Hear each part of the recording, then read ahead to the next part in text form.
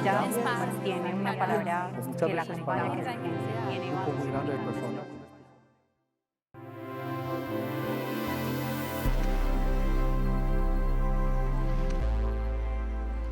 Hola, estamos en Puntos Suspensivos, conversaciones sobre el futuro. En esta ocasión hablaremos sobre la cultura y el futuro. Así pues que quedamos en puntos suspensivos.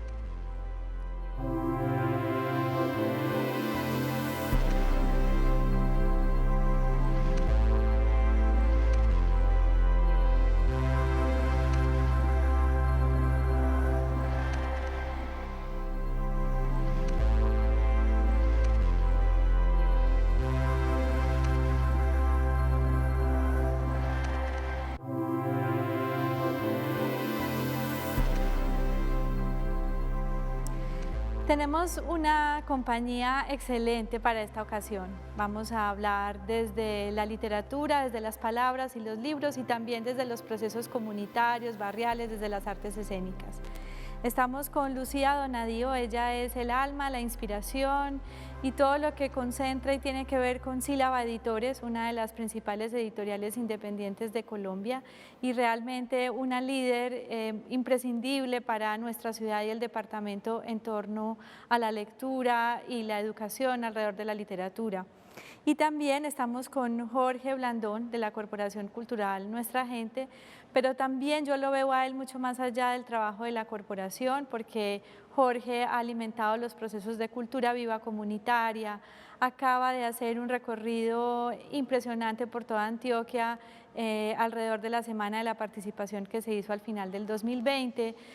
También fue líder de todo el proceso de la comunidad del Sinaí durante uno de los momentos más difíciles de la pandemia en el año pasado y realmente él ha sido un promotor muy importante de todo el trabajo cultural y artístico visto desde el barrio.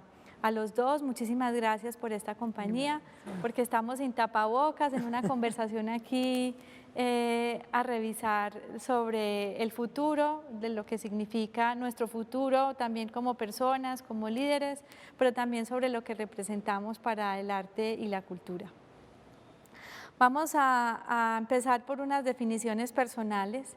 ¿Qué pensamos cada uno de nosotros sobre esa definición de futuro y cómo la ha cambiado el 2020 y todo lo vivido? Yo quiero empezar por mí, pues porque pongo la primera piedra, voy a poner el anidador.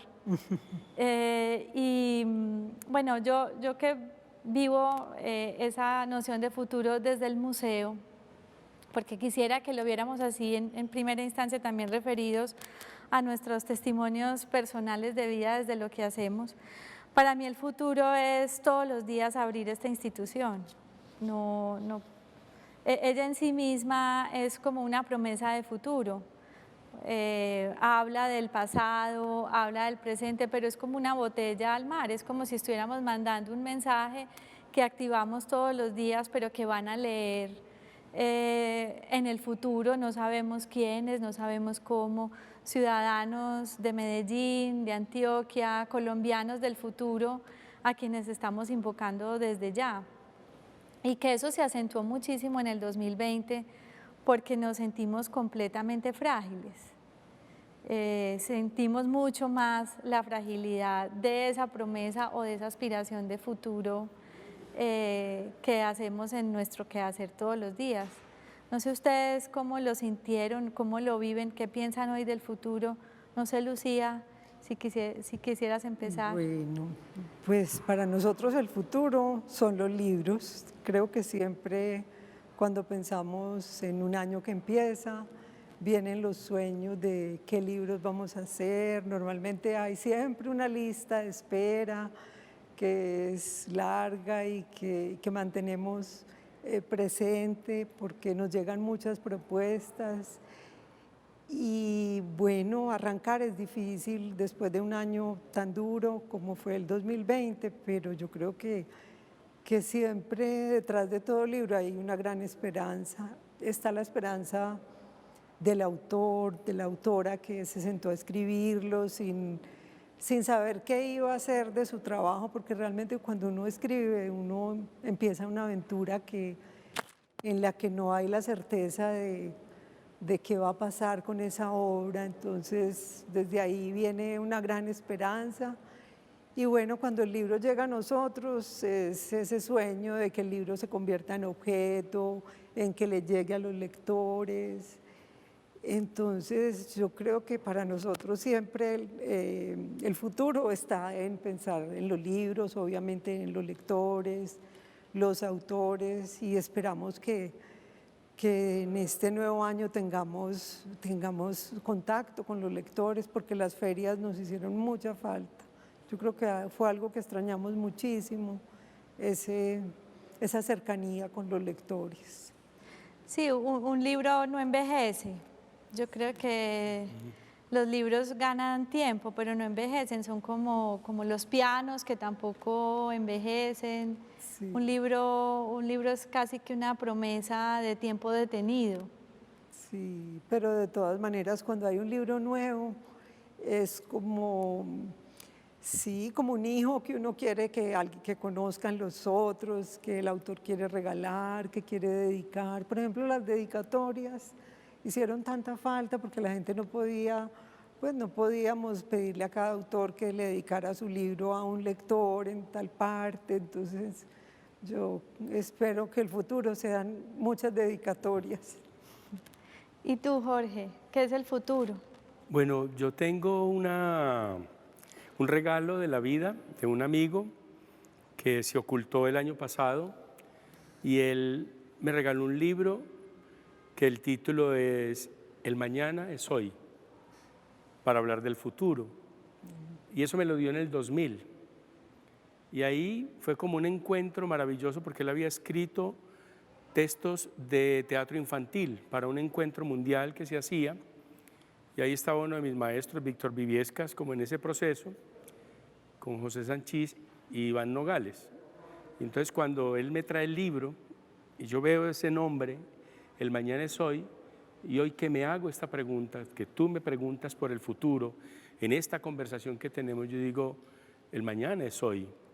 No podemos advertir un futuro más lejos de hoy. En lo que tú dices, el museo es tu futuro hoy.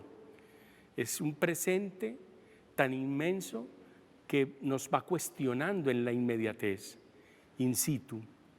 Y en eso que tú dices, Lucía, cuando hablas de manera tan hermosa de ese autor, autora, que ve en ese nuevo nacimiento una necesidad de compartir, ¿cierto? Entonces, como que el futuro tiene esa dimensión de compartir esto que tenemos por hacer. Para mí es un poco complejo entender el futuro más allá de lo que puedo hacer. No me puedo imaginar este año 21 hacia diciembre. Tengo que imaginarlo en este instante, porque sí me quedó claro que lo que me instaló el 2020 es que yo no podía generar procesos de planeación más allá de lo que podía realmente hacer.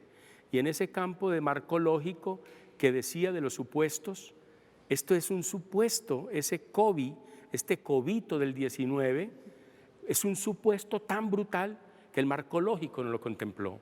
Entonces, cuando planeamos desde marco lógico, ese marco lógico me invita a mí a ver el futuro.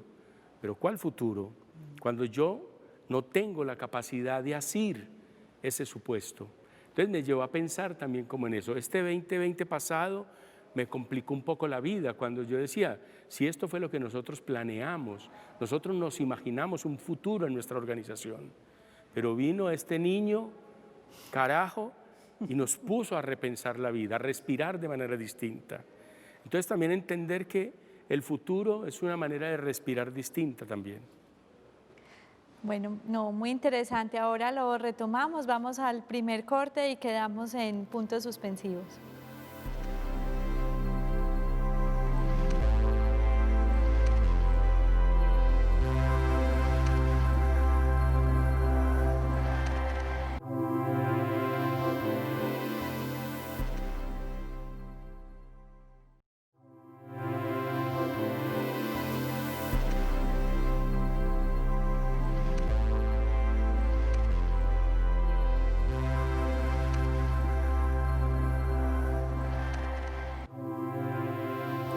Para retomar el tema que teníamos ahora sobre la definición de futuro y sobre lo que vamos a conversar en este segundo corte, que va a ser este proceso, todo lo que hizo la cultura durante el 2020 por mantener la salud mental de todos. Pero previo a eso, quisiera que ahondáramos un poco sobre esa concepción de futuro que tenemos quienes trabajamos por el arte y la cultura. Y es que yo lo he visto en otras conversaciones en donde para la gente que trabaja en el sector público, los políticos, los empresarios, los ingenieros, los administradores, el futuro es todo aquello que es susceptible de cambiar. Entonces, inclusive genera un brillo especial en los ojos cuando sí, vamos a cambiar aquello, vamos a planear esto, vamos a abrir esta frontera, vamos a transformar esto o lo otro. Pero en la conversación que empezamos nunca hablamos de cambio. Inclusive hablamos fue de cuidado, de conservación, de continuidad. ¿Qué piensan ustedes de eso que nos diferencia en un aspecto pues tan grande? Y no es que estemos vislumbrando unas posibilidades, un devenir, sino que lo vemos como en un sentido más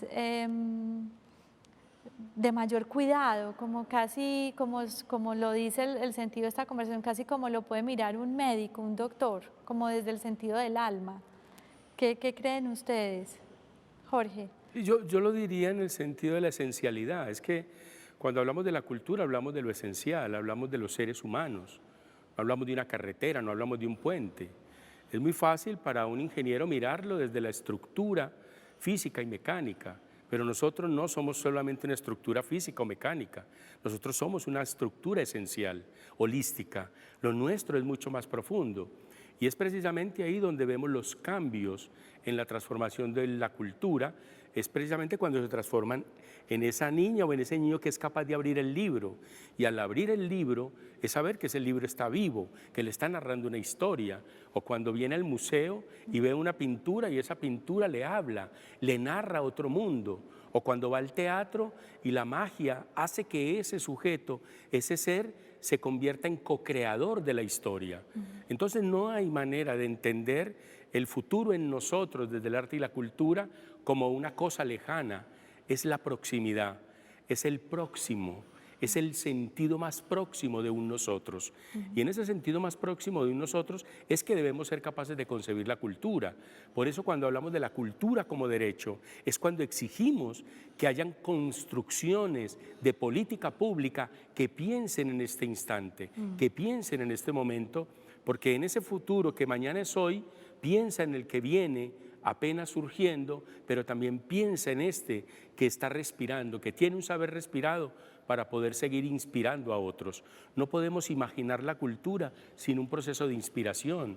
La cultura son procesos de inspiración que se hacen in situ y eso es necesario. Es decir, en la vida nuestra, el proyecto cultural, ahora que lo estaban planteando y que tú lo mencionaste como la cultura como doctor, a mí me deja como una pregunta también.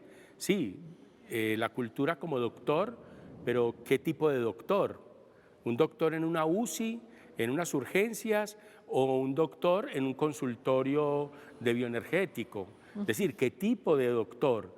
Entonces también me tendrías que decir, cuando me hablas a mí como doctor, yo te digo, yo soy un doctor con las botas puestas en el barro, en la calle, es decir, en una emergencia, en unas urgencias. Y es un poco imaginarse esa otra manera de hacer la vida cultural. Una vida cultural sin presupuestos, una vida cultural que debatió, por ejemplo, una ley como la Reactivarte la Cultura, que se queda en la mayoría de los presupuestos en un asunto de una cosa extraña que no hemos podido todavía entender, que la llamamos economía naranja, pero que olvida los procesos culturales esenciales en el quehacer y que de alguna manera no cumplen tampoco para el desarrollo de lo que son los procesos industriales de la cultura. Entonces hay unos vacíos. Entonces yo digo, yo me reclamo como un doctor en la cultura, pero un doctor que está en la emergencia. Sí. Y Lucía, ¿tú qué piensas de esa concepción de futuro desde el arte y la cultura, en donde es tan vanguardista lo que hace un artista, pero tan afincado en el momento más puro del presente? Sí, yo creo que es que los procesos culturales tienen otro ritmo, otro movimiento que no son esos saltos bruscos. A veces pienso en esos cambios empresariales que cambian todas las oficinas, los cubículos, los colores, los muebles, y como si eso fuera a cambiar el mundo del interior, y realmente el mundo cultural se mueve a otro nivel, es el nivel de la búsqueda, de lo artístico, de la sensibilidad, de lo que no tiene tampoco un tiempo preciso, porque uno a veces dice, bueno, este libro lo hacemos en 2 meses, y no, el libro necesitó más tiempo, necesitó más corrección, necesitó más trabajo, más sueños, y uno sigue a pesar de que los tiempos se rompen. Entonces yo creo que en el mundo cultural tenemos otros pasos y tenemos paciencia. Yo creo que eso es algo que sabemos los que trabajamos en la cultura, que hay que tener mucha paciencia, que las cosas son lentas, pero que se van dando, se van gestando. Uno a veces con autores jóvenes ve que tienen una obra muy incipiente, pero que ahí poco a poco, que si siguen trabajando va a haber algo. Entonces esas compañías y esos apoyos que uno puede dar a veces son tan importantes, y eso es el tiempo. Es el tiempo que no es el tiempo normal, y que hay que aprender a caminarlo, recorrerlo, amarlo, porque hay que poner mucho amor para tolerar tanta incertidumbre y tantas batallas que nos toca dar a los que trabajamos con la cultura, porque sí nos sentimos... Yo quiero ahí poner Sí. un asunto que me causó a mí hace como unos 3, 4 años, cuando Horacio Navarro recibió el Premio Nacional de Arquitectura. Y ahí, en ese premio, la gente de Ingeniería y Arquitectura hablaba de las nuevas 14 ciudades que se están pensando en el desarrollo para Antioquia. Cuando piensas en eso, yo digo, bueno, pero ese es otro universo. Pero ¿dónde está la cultura en esas ciudades? ¿Cómo vas a hacer para que esas ciudades tengan el sentido, la esencialidad de su identidad, de su memoria, de su territorio? ¿Cómo entender la cultura desde esos 3 ejes fundamentales: territorio, identidad y memoria? Es decir, eso no está en el vacío, necesita esencialidad, necesita vitalidad. Y creo que es eso lo que en Y últimas... necesita historia, o sea, Claro. ¿de dónde van a poner las ciudades? Claro, Las van a traer claro. de la nada y Sí. construirlas, ¿no? Necesita seres humanos, el proceso de lo humano que nace, se desarrolla, se transmite de una generación a otra, necesita tiempo. Claro, el tiempo, y en esto el tiempo implica paciencia, que lo decía Lucía, y la paciencia es la maduración, es la siembra, El proceso. y luego es el proceso de recoger la semilla. El año pasado, cuando fuimos a hacer polifonías vivas, estuvimos en uno de los ETCRs, en Mutatá, arriba en San José de León, y para mí la primera impresión es la conformación de ese territorio por una calle donde ellos se van comunicando, y luego todas las casas de estos excombatientes, estas mujeres y hombres, llenas de niños pequeñitos correteando la única calle que tiene ese pueblo. Y entonces me imagino yo esa nueva ciudad, esa nueva construcción de sociedad requiere humanidad, y requiere la humanidad de la reconciliación, que fue lo que vimos allá. Requiere el lugar del perdón y la verdad. Y entonces no pueden surgir de la nada. Requieren el sentido de mujeres y hombres pensando cómo es su futuro. Y su futuro es ese que tienen ahí próximo, no está más allá. Sí, también lo vemos en Granada con el Salón del Nunca Más y la necesidad de acoger a estas comunidades, a estas mujeres, y generarle al salón y a toda esa actitud de reconciliación una nueva acogida también. Así es, así es. Ahí estuvimos también en el Salón del Nunca Más, y hubo una cosa hermosa, porque era recrear las fotografías de Jesús Abad, y entonces darnos cuenta de lo que significó esa marcha del ladrillo, y luego ver la reconstrucción Claro. de esa ciudad, de ese pueblo, a partir de la solidaridad, del profundo amor de esos granadinos, mujeres y hombres, entendiendo que se hacía con paciencia, que eso que les cargó de dolor, de tristeza, no podía ser una cosa que les apresurara el tiempo. Ellos requerían esto del sentido del perdón, de la comprensión, y eso es lento. En el proceso. Claro, y entonces la cultura requiere unos tiempos. La cultura no es hacer botellas. La cultura no son procesos mecánicos. La cultura son procesos orgánicos que implican a los seres humanos y que es mucho más complejo. Sí. Y volvamos al 2020, que creo que hay dos temas interesantísimos por empezar a estudiar y analizar.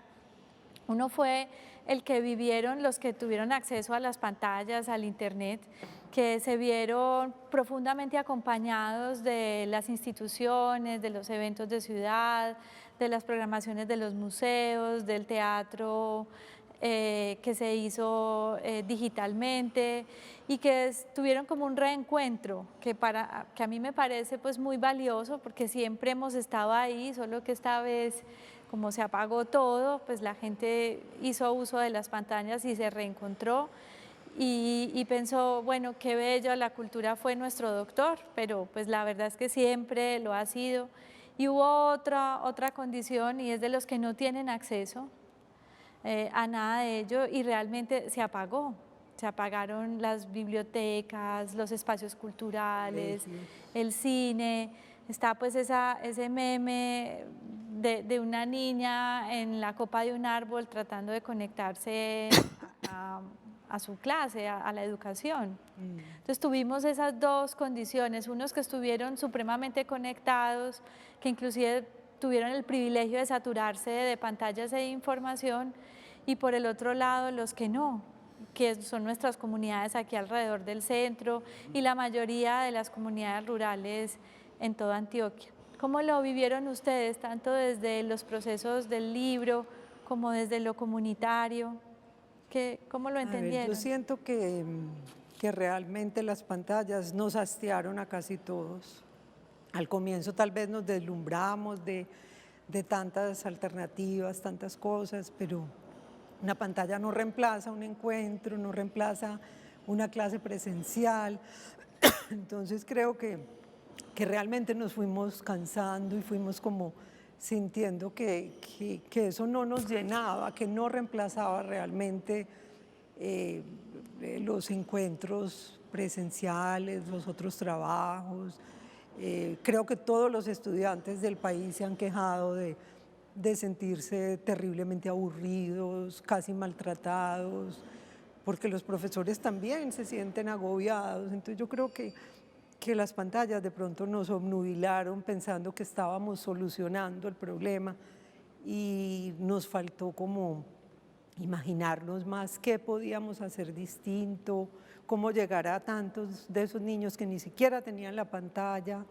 Yo, por ejemplo, soñaba con que se hicieran libros, que al menos en la casa de esos niños les llegara una cajita con 10 libros que pudieran leer para distintas edades, pero pues esos sueños son muy difíciles de construir desde el pequeño lugar que uno ocupa, pero sí siento que nos faltó imaginación, o sea, se hicieron muchas cosas, pero creo que las pantallas no lograron grandes cosas y que hubo mucho abandono de una gran parte de nuestra población, que, por ejemplo, el suicidio de adolescentes, pues no conozco cifras exactas, pero creo que fue pues terrible como aumentó la depresión, las enfermedades. Entonces, yo creo que todos esos niños encerrados en sus familias, sus propios padres encerrados. Sí. Yo creo que nos faltó acompañamiento, incluso pues si hubiéramos tenido una televisión que hubiera nombrado lo que nos estaba pasando, que hubiera dado testimonios, pero no, eran cifras del COVID y discursos vacíos. Entonces yo creo que realmente perdimos el año. Nosotros lo vivimos de diversas maneras. El primer momento con nuestra gente, con el grupo de actores. Estábamos en temporada de Inconcierto, que es una obra donde actúan 6 del elenco, que hemos querido que sea más divertida, y luego intentamos hacerla por las pantallas. Entonces un amigo nos enseñó a manejar el Zoom, y ahí arrancamos. Y a ese cuarto invitamos 20 amigos, sin pagar. Los invitamos solo por el deseo del encuentro. No, aquella cosa fue muy difícil. El único que dio la medida como en la locura que exigía la pantalla fue Raúl Ábalos, porque él entonces dijo, yo quiero reventar esa pantalla, esa Black Mirror, yo quiero hacer como que eso no importe, porque lo que tiene que pasar es mi emoción, tiene que traspasar esa pantalla. Yo le decía, listo Raúl, vamos a meternos. Entonces la otra parte del grupo comenzó a despotricar, a sufrir. Le dije, bueno, listo, este es el próximo montaje de nuestra gente, vamos a hablar de esto. Y arrancamos a escribir cada uno. Y me iban pasando textos. Mientras tanto, aparecía gente invitándonos a conversar. Listo, vamos a conversar. Y vamos a conversar y vamos a decir todas las bestialidades posibles. Vamos a hablar mal, feo. Y esto se volvió un debate político. Claro. Y yo creo que nunca habíamos hablado tanto, tan duro y tan mal. Y esto yo creo que también nos permitió desahogarnos. Yo participé en cuanta cosa que hubo, que yo decía, ya estoy cansado. Eran las 10 de la... presentador de televisión. Claro, casi, ¿cierto? Y en mi casa y armaba ahí como el set. Pero de las cosas más dolorosas fue encontrarnos en uno de los proyectos de inspiración con fama, nuestra gente y con fama, para una de las escuelas del barrio. Cuando ya los chicos realmente... el poder adquisitivo de sus familias no da ni siquiera para sostener una cuenta de WhatsApp. Sí. Entonces allí es otra realidad. Esta ciudad, este país, este mundo que está hablando de una cuarta revolución. ¿Cuál cuarta revolución si no hemos pasado la primera? Estamos hablando de un montón de sofismas, que es en última lo que venden los mercaderes de la vida. Están inventándose cosas y son asuntos absolutamente falaces. Aquí no hay una cuarta revolución, aquí no existe. El sistema educativo está absolutamente fracasado. Y si seguimos en esta condición, si no somos capaces de generar, por ejemplo, empleo público para los artistas, que sean los artistas los que vayan al barrio y estén acompañando desde la literatura, por ejemplo, las lecturas, el museo. Recuerda aquel momento del museo, salir a la ciudad. Esas son cosas necesarias hoy. ¿Y quién lo puede hacer? Lo puede hacer la institución como el museo, lo puede hacer las editoriales, las librerías, quienes están pensando, los escritores, los artistas. Hay otra manera de reinventar este proceso. Entonces a mí de las cosas más dolorosas que me generó este 2020 pasado y fue saber que ni siquiera con un aporte de 10.000 pesos que nosotros le hacíamos a los chicos, podían ver la obra de teatro que habíamos armado para pasar por WhatsApp. Sí. Y ya eso es un fracaso. Y ahí es también entonces nos seguimos contando mentiras frente a una sociedad que tiene muchas más carencias, que tenemos una cosa absolutamente nefasta y es creer que la 5G le llega a todo mundo. Eso no le llega a todo mundo, le llegará a unos cuantos.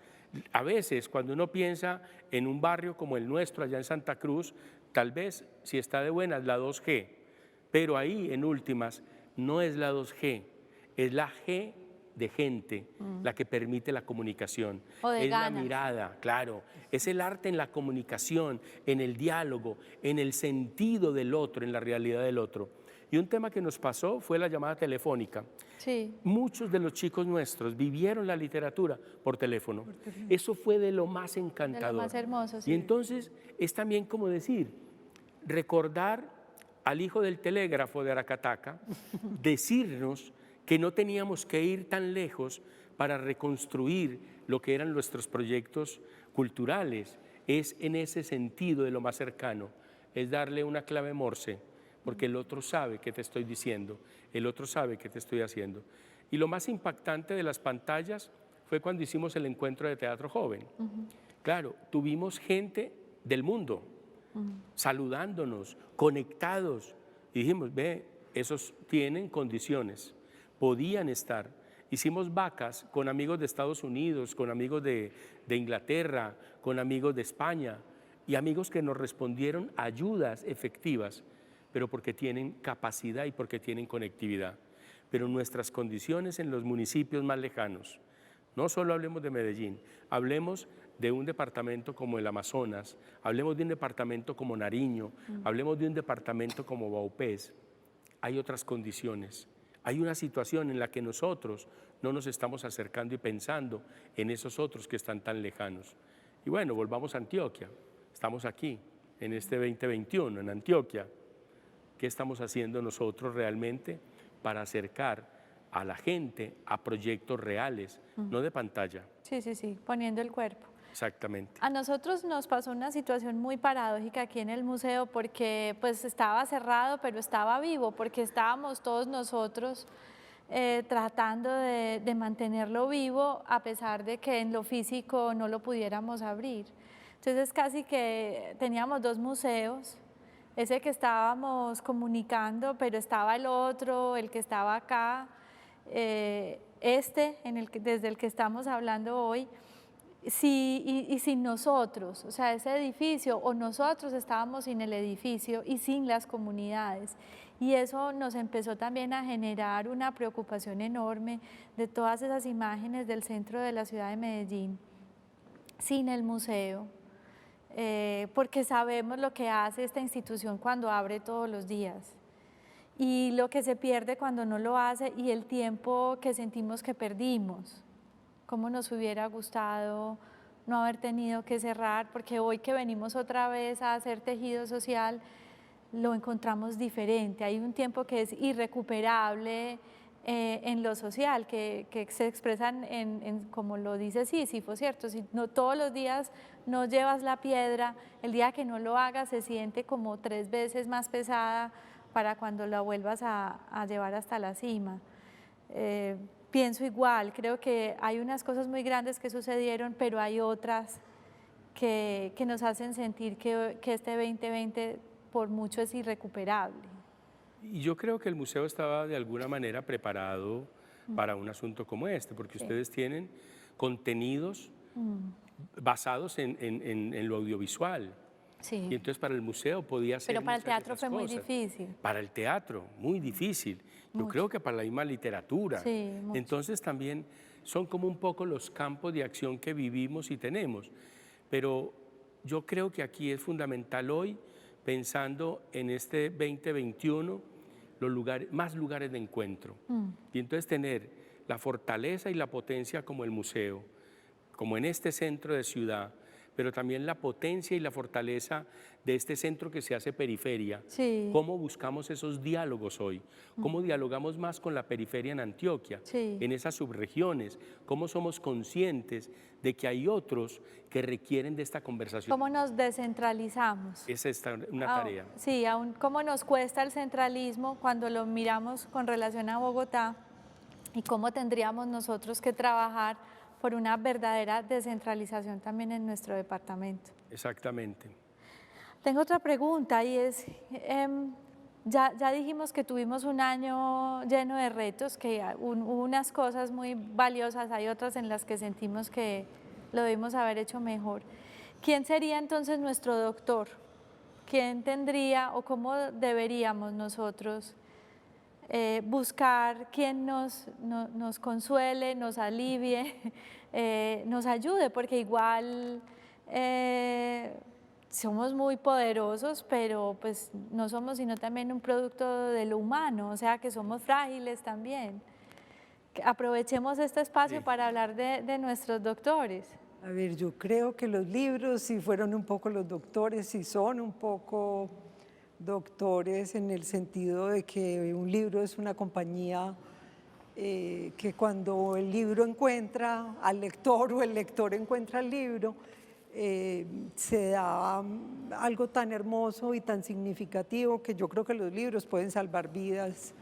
Creo que muchos nos hemos sentido a veces que este libro me salvó la vida o llegó en un momento en que iluminó algo de una oscuridad terrible que yo tenía. Entonces yo creo que nosotros sí experimentamos el año pasado que la gente buscaba los libros y ciertos libros como con una ilusión y una necesidad de que ese libro le abriera una ventana, un camino. Creo que la poesía, por ejemplo, para mí personalmente, la poesía siempre ha sido gran compañía. Para mí la poesía es como mi oración de cada día. Yo generalmente en las mañanas leo un ¿Tú poema. trajiste? Traje un poema.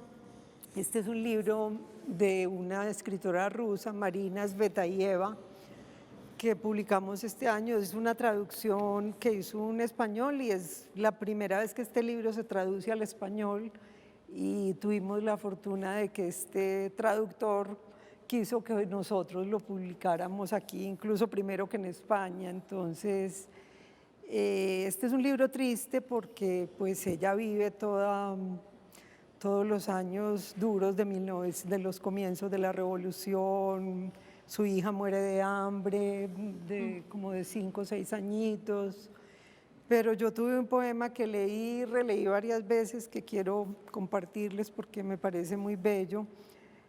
Y dice así: tu nombre, un pájaro en mano, tu nombre, un témpano en la lengua, un movimiento de los labios.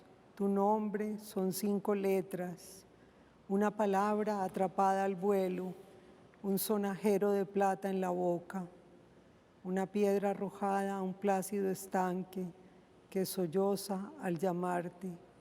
En el leve golpeteo de los cascos resuena tu rumoroso nombre y nos lo nombra en la sien el sonoro chasquido del gatillo. Tu nombre, es innombrable. Tu nombre, un beso en los ojos, en la ternura helada de inmóviles párpados.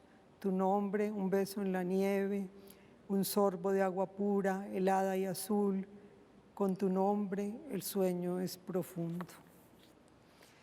Bueno, este libro para nosotros fue una emoción muy grande publicarlo, pero también quisiera contarles que nosotros cerramos el año publicando 3 libros de jóvenes autores que fueron incluso ganadores de la convocatoria de estímulos de la Gobernación. Uno de cuentos, Al morir las cosas se llama, de Carlos Andrés Jaramillo. El otro de Abel Anselmo Ríos, que entre otras hace teatro en La Ceja. Claro, en La Ceja, sí. Y también es poeta, es geólogo. Un libro hermoso que se llama De arroyos y valses, y otro libro de crónicas sobre la violencia de un muchacho muy joven de 23 años, estudiante de periodismo de la de Antioquia, que se llama El brillo de las balas. Entonces fue muy bello terminar el año con esos 3 libros, aunque yo pensé que pesar que no hubiera habido ninguna mujer en ese trío. Me hice también como esa pregunta porque realmente las mujeres en el campo de la literatura somos menos, pues como en muchos otros campos, pero en el campo de la literatura. Pero fue una alegría de verdad cerrar el año con 3 libros preciosos de autores jóvenes de aquí que son libros buenos, que están creando, que sueñan y que presentaron el libro aquí, allá, que hicieron toda clase de cosas y que van a hacer más. Entonces son libros muy vivos, que uno sabe que tienen un recorrido muy bello por regiones, entre los amigos, estudiantes. Entonces, también hicimos cosas muy bonitas. Vendimos muchos libros por WhatsApp. Nosotros no tenemos un e-commerce pues montado y no lo pudimos hacer porque costaba mucho, pero entonces habilitamos el WhatsApp para que la gente llamara o pidiera libros. Cuando hablabas ahora de la lejanía de las regiones, pensé que a veces era tan triste que mandar un libro de aquí a Granada se demoraba 8 días, 10 días, y el lector esperando que llegara su libro, mientras que tú lo mandas de aquí a Bogotá y llega de un día para otro. Qué paradoja. Entonces eso también nos habla de ese país tan incomunicado, de la misma ciudad. No es lo mismo mandar un libro al centro que mandarlo pues a alguna de las comunas. Esas fracturas que hay en en nuestras realidades, las palpa uno en todos esos detalles cotidianos que son la vida misma. Vamos a Yes. un corte y ahora continuamos, quedamos en puntos suspensivos.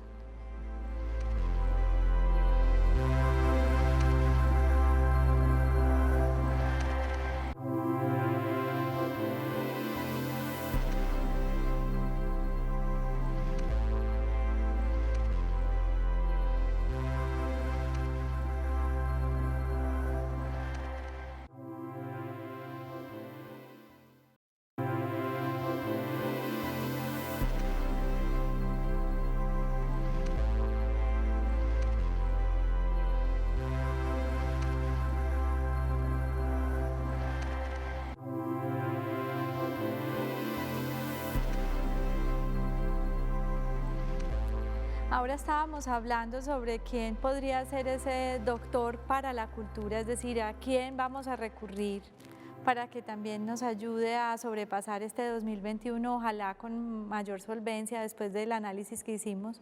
Pero antes también Lucía nos había dicho que era muy importante pensar mucho más en la participación de la mujer en los procesos culturales.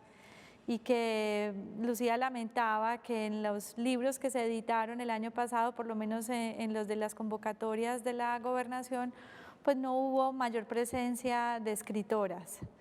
¿Tú cómo ves la situación, Jorge, en el campo comunitario, del teatro, con relación a la presencia de la mujer? Yo creo que hay varios asuntos que en la pregunta me llevan como un poco a ubicar esos espacios, esos tiempos y esos lugares. Yo creo que en las artes hay muchas mujeres, Sí, mucho más que hace 20 años. sí, también. Y yo recuerdo de egresado de la escuela de teatro, en los últimos años de la carrera eran mujeres y mujeres llegando a la carrera y los hombres saliendo a la carrera, huyendo de allí, porque era otra manera de ver esto. Y luego cuando te enfrentas ya a la vida profesional, encuentras que los grupos, hay muchas mujeres, pero en los lugares de dirección son pocas las mujeres. Y uno dice, no es porque no hayan espacios para el diálogo y el debate en los grupos. Yo creo que es más por los miedos que se han construido históricamente. Entonces yo creo que aquí también lo que debe ocurrir es una descolonización, no solo del cuerpo, sino también de la cabeza, de la mente, porque hemos tejido una sociedad que le ha negado los lugares de la sociedad a las mujeres. Y eso todavía se refleja cuando uno lo ve en el barrio. Las que pueden participar en los procesos artísticos nuestros son muchas chicas, Sí. pero son más los chicos porque tienen unos ciertos condicionamientos que en sus casas les obligan a estar. Y entonces eso también es un asunto que debilita la participación de las mujeres. En el proceso que hicimos el año pasado con Polifonías Vivas y en el ejercicio que hicimos de recolección de esa memoria, lo que nos daba como resultado era que las mujeres participaron en menor medida, pero era una cosa muy bella, las que más se veían eran las mujeres, porque es también el rostro, la belleza, la fuerza. Esto también tiene un sentido. Y ahí hay una cosa que necesariamente yo creo que tenemos que buscar más espacios de promoción, más espacios de estímulo a la creación en los trabajos con las mujeres. Yo creo tanto como en el ejercicio de promoción hacia los procesos de mujeres como hacia los jóvenes, porque los jóvenes reclaman lugares que hoy tenemos mucho las personas mayores, pero no las tienen los jóvenes. Cuando yo pienso en mi lugar como joven, cuando fui joven en aquella segunda pandemia del plomo en Medellín, a mí me costó levantarme en esa pandemia y me tocó asumir un papel protagónico y reventarme y gritarle a muchos empresarios de esta ciudad y a muchos políticos de esta ciudad para que escucharan la juventud de aquel momento. Hicimos teatro grito y si no lo hubiésemos hecho, tal vez todavía estuviéramos acallados. Entonces yo creo que es necesario procesos de estímulos a la juventud. Los jóvenes no se hacen por sí mismos, se hacen desde su alegre rebeldía, pero cuando tienen una dulce compañía de un adulto, de una política pública, de un proceso que les acompañe y les dé lugar en la sociedad.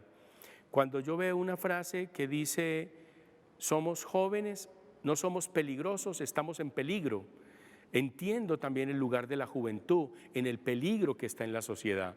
Y es porque a los adultos, nuestro pensamiento adultocentrista siempre es un pensamiento que acalla la voz de los jóvenes. Y al acallar la voz de los jóvenes también acalla la voz de las mujeres, porque es una voz absolutamente vibrante, es una voz que tiene una fuerza por sí misma. Entonces se hacen como esas dos acciones en últimas para controlar también una sociedad. Controlas una sociedad en la medida en que le pones una tarea a la mujer como solamente ser el eje reproductor de esta sociedad, el que pare y los hijos. Y al joven, él simplemente que sea un obrero para que construya carreteras, aquello que brilla en los ojos de los industriales y de los empresarios, dinero, pero a costa de los brazos y de las manos de aquel joven que no tiene oportunidades en esta sociedad, que solamente se ve como negro, como pobre, como un ser indeseable. Entonces yo creo que aquí hay una tarea que nos corresponde a todos. En nuestra gente peleamos mucho eso, que hayan más mujeres asumiendo, y el 2020 fue una cosa muy bella porque hicimos un encuentro de monólogos donde tuvimos 3 monólogos de hombres y 12 monólogos de mujeres. Entonces también ahí es cuando uno encuentra y uno dice, ¿dónde están? Claro, están en la creación, pero también están en la creación y en la disposición de hacer cosas, pero necesitamos ahora sí estas pantallas para mostrarlas, estas pantallas para construir y para mostrar las cosas bellas que se hacen desde las mujeres. Se está pensando en una agenda 2040 para Antioquia, en donde haya un proceso fuerte de participación y la mega es que participe toda Antioquia. Desde la cultura, ¿qué podríamos proponerle a esa Agenda 2040? ¿Qué dirían ustedes que ya para finalizar este encuentro, dejarle en la semilla de esa agenda de participación? Yo creo que hay tanto talento en las regiones, tanto talento como perdido, tanto talento que no se puede desarrollar, que habría que ver cómo ayudamos a todos esos talentos a que crezcan. Por ejemplo, en los encuentros de lectura que uno tiene en colegios o bibliotecas o espacios, yo siempre encuentro tanta sensibilidad, la agudeza de un muchachito de 13 años que en un cuento logra descifrar algo complejo. Entonces yo digo, ese talento necesita lo que tú decías, un adulto que acompañe, o adultos, bibliotecas, clubes de lectura, teatro, y yo creo que las regiones están tan olvidadas. Pues si aquí mismo en la ciudad tenemos tanto olvido, por ejemplo en esas convocatorias de estímulos de la gobernación, los que participan son los del área metropolitana. Medellín no puede participar, pero rara vez llega un proyecto de Urabá o de otros lugares. Yo he sido jurado de esos, entonces uno dice, bueno, y allá no hay gente pensando, no hay gente, están muy solos, y en esa soledad es muy difícil pues que se den procesos importantes, que las mujeres se puedan involucrar más, que los chicos se movilicen en procesos sociales. Entonces yo creo que hay que pensar mucho y ojalá con los que hacemos la cultura. Yo recuerdo un momento, Lucía, muy interesante que debatimos en el año 98, 99, 2000, que era ese 2020, el que nos acaba de pasar. Sí. Pero no nos habíamos imaginado aquellos momentos de esta pandemia. Pero esta pandemia nos puso otras preguntas, unas nuevas preguntas que tienen que ver, sí, con el desarrollo de las tecnologías, pero también hay unas tecnologías sociales, y en la tecnología social es fundamental el lugar de la participación. Los mecanismos de participación están en los territorios, los alcaldes, los consejos, todos tienen que generar acciones proclives a alimentar esa participación, y uno encuentra eso. Yo creo que aquí hay que comenzar a imaginarnos cuando hicimos aquellos congresitos de la infancia, por ejemplo, para pensar la política. Yo creo que hay que hacerlo. Todas esas acciones que hacía Tita Maya, recordándola también en este momento, Canto Alegre, desde todo lo que significa la infancia. Yo creo que no podemos en este mañana que es hoy, en este futuro, pensar en esa infancia que hoy debemos sembrar para que sean esos adultos que en ese 2040 ayuden a que los destinos de esta Antioquia sean distintos. Creo que hoy hay que hacer una tarea fundamental en la infancia, en las infancias, en las juventudes, en las adolescencias. Hay que darle lugares para que se empoderen. Hay que quitarle ese imaginario del joven rebelde, del joven duro, y yo creo que hay que darle el lugar del joven amoroso, el joven que es capaz de pensar este territorio en paz, con libertad, con afecto. Creo en las autonomías regionales son fundamentales. Cuando uno piensa, por ejemplo, las provincias de Cartama, todos estos imaginarios del suroeste, ¿por qué no los vamos construyendo hacia las otras regiones de Antioquia? ¿Por qué no vamos mirando esa cartografía del departamento y de cuáles son las maneras de juntarse y vamos haciendo esas juntanzas? Cuando tú ves Urabá, Urabá tiene una fuerza inusitada. Hoy, con esos macroproyectos que hay, la pregunta es, ¿esos grandes empresarios están pensando en la región? ¿Están pensando en sus mujeres y sus hombres? ¿Están pensando en esas infancias y en esas juventudes? Más allá de que sean recolectores de banano o que trabajen en los puertos como braceros, ¿estarán pensando en sujetos que ayuden a transformar esta sociedad? ¿Cuál es el papel y el lugar? Cuando piensas en eso, pienso también entonces en la autodeterminación de los pueblos. Cuando voy a Valparaíso y escucho a los chicos de rap que están ahí metidos en su comunidad indígena, linaje originario, cantando en su lengua en su idioma, y es respaldado por sus papás, por sus taitas, porque ellos dicen, nuestra lengua se mantiene, pero eso es lo que a ustedes les gusta. Entonces también creo que esa determinación de los pueblos es fundamental. Entonces imaginarnos ese 2040 con una gran pulsión de vida, donde la participación esté en el corazón y en la cabeza, y donde los pies nos den para caminar hacia allá. Esa yo creo que debe ser una tarea en la que todas y todos debemos imaginarnos ese próximo proyecto, pero hay que sembrarlo ya, ahora. Claro. Llegamos ya al final de nuestro espacio. Este momento de conversación se llamó puntos suspensivos, pero yo quisiera que pudiéramos reformularlo a un futuro, ojalá no muy lejano, a que sean unos puntos entretejidos, que desde el arte, desde la cultura, desde estos procesos que hemos estado hablando en la última hora, puedan conducirnos hacia un futuro ya próximo en este 2021, que además ayude a tejer ya ese que se vislumbra para el 2040. Muchísimas gracias a ustedes por esta compañía tan importante, tan cercana, esta conversación que se sintió como si la hubiéramos hecho en una mesa de un café. Muchas gracias. Gracias a ti. Bien, chévere.